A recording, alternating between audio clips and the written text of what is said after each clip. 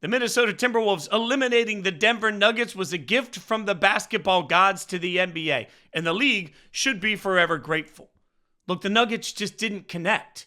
In a moment of truth here, if we're going to be honest, when's the last time you saw a team trying to go back-to-back get this little conversation? And I'm not even just talking about this year. Last year during their title run, were people paying attention? Not really the way they usually do. And speaking of paying attention, we all know how the world doesn't seem to flock to Nikola Jokic. I don't know why, but it just hasn't created the level of conversation you would expect. Think of any of the four major sports, and then find me somebody that goes back to back to back as an MVP, but then doesn't just dominate every single day a talk about that same league they're in. Doesn't happen. For whatever reason, the Nuggets and Jokic just haven't become the pop culture phenomenon that usually happens when a team is in this era of greatness, especially with some of the personalities they have, especially with their coach. It just didn't click. So now what do you get?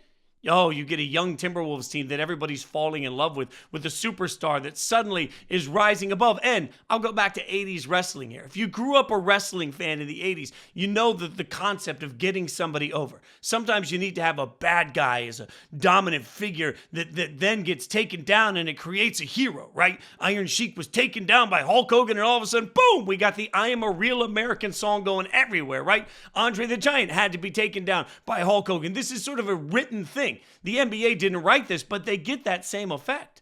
A dominant team with the most dominant player in the world taken down. Well, the good news is they can assert that dominance in the conversation of, wow, Minnesota deserves to be here. But at the same time, everybody gets a hero, a better team, an easier team to root for because the personalities, for whatever reason, connect.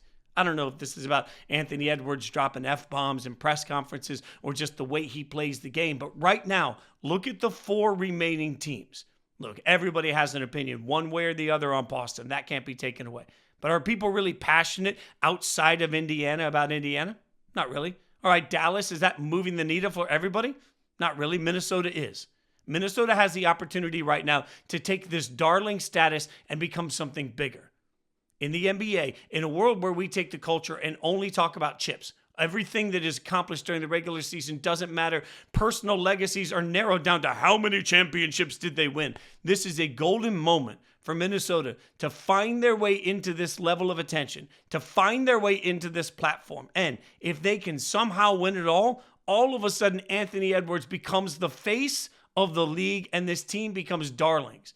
There aren't a lot of people that have a polarizing negative opinion about Minnesota coming into this now that they've taken out a champion that people just didn't seem to gravitate towards. You have to wonder if now Minnesota is truly primed to become one of the iconic teams of the right now in the NBA. And if that happens, the NBA will always look back on the Nuggets and say thank you for passing the torch, albeit a short run for Denver. This one big moment for Minnesota establishes them and gives them an opportunity to take over the league.